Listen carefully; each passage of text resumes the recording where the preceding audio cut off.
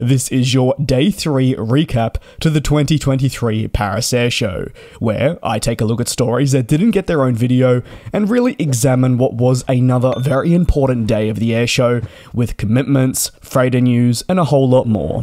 Let me waste no more of your time and get right into proceedings, with Boeing securing a new order for the 737 MAX from none other than Akasa Air, a new Indian airline, who committed with Boeing further to boost their fleet at the airshow.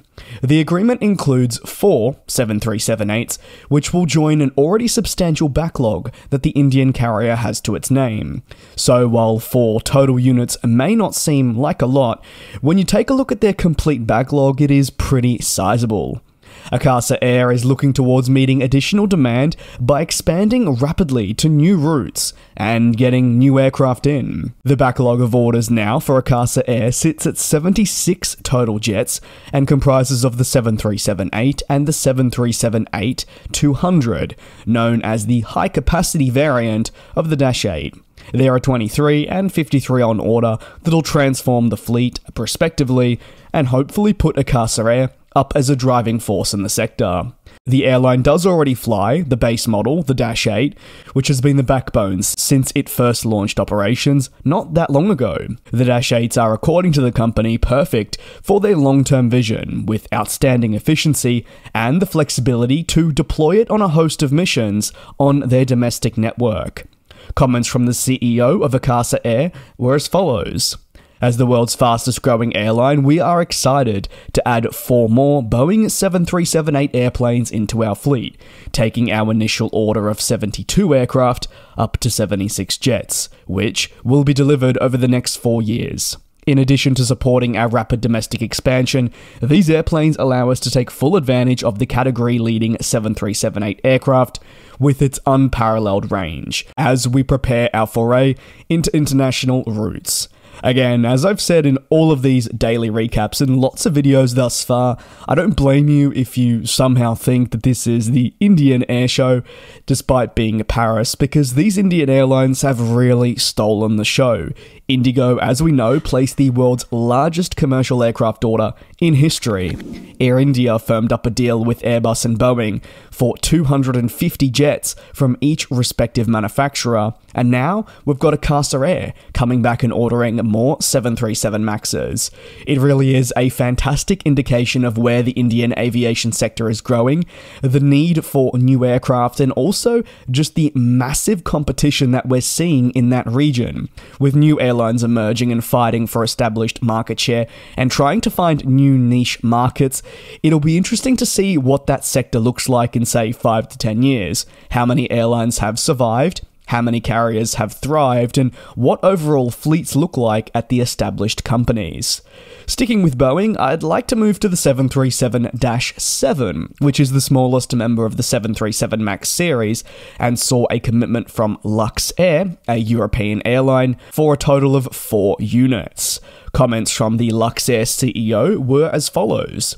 We continue to invest in Luxair's growth, and this agreement for 4 Boeing 737-7 is an extra step towards securing a long-term future for our national airline.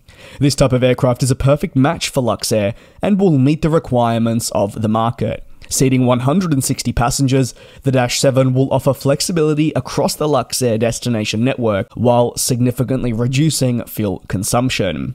Additionally, the CEO went on to mention that again, the commitment to sustainable flight is present, and therefore the acquisition of the Dash 7s will help them get that net zero carbon emissions by 2050, which was submitted by IATA. The 737-7 is alongside the Dash 10 as the 2 remaining variants yet to be officially certified. The Dash 7 is expected to be completed this year. However, the largest member of the series has seen a certification date pushed back to 2024. Luxair was founded in 1961 and has become an essential part of Luxembourg and surrounding communities, with routine services across Europe. The airline specializes in operations to major European cities, business centers, and so on. The acquisition of the 737-7s also goes along with an already existing commitment for 4 of the 737-8s, primarily referred to as the middle ground for the series. As such, if we're taking a look at strictly firm orders, there will be 8 737 MAXs joining up in the future. The company, I should mention, does have a lease in place for the 737-8. And moving over to Embraer, who quietly actually had a pretty significant airshow with lots of order announcements, and they also announced a deal on the 3rd day of the airshow for the freighter market, revealing it had plans to convert more passenger aircraft to freighter thanks to an agreement with the Chinese-based Aviation Industry Development Group.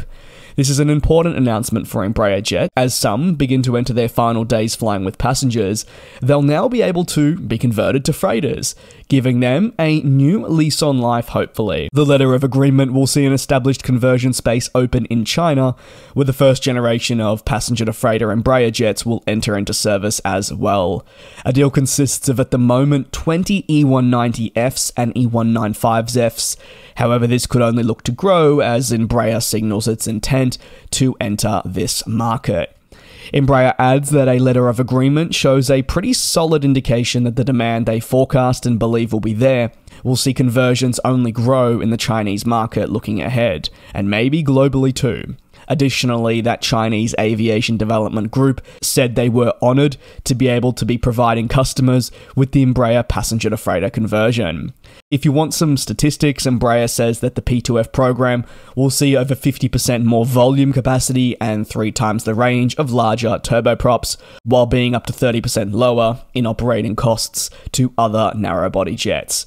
So, a big day for Embraer, and it'll be exciting to see how these P2Fs play out. Cyprus Airways confirmed it would fly the A220 as part of its continued fleet plans, with Air Lease Corporation facilitating a deal that consists of just 2 A220-300s. The airline isn't the largest, but it does plan on growing its fleet in the coming years, and the addition of the 220 will play a very important role for the long term. In fact, the series is becoming a massive star performer at air shows and consistently throughout years, as companies within the industry look towards this plane as a solution for their needs. And since acquiring the type in 2018, the European plane maker, you could say, has managed to pitch it to more customers than ever, and established a very solid presence in North America, which was a target for them. Taking a look at our last story of the day, TAG Angola Airlines also said they'll acquire 3 A220-300s from Azora, which is a growing aircraft lessor. The 3 units that they've agreed to will be scheduled to deliver from July 2024 onwards.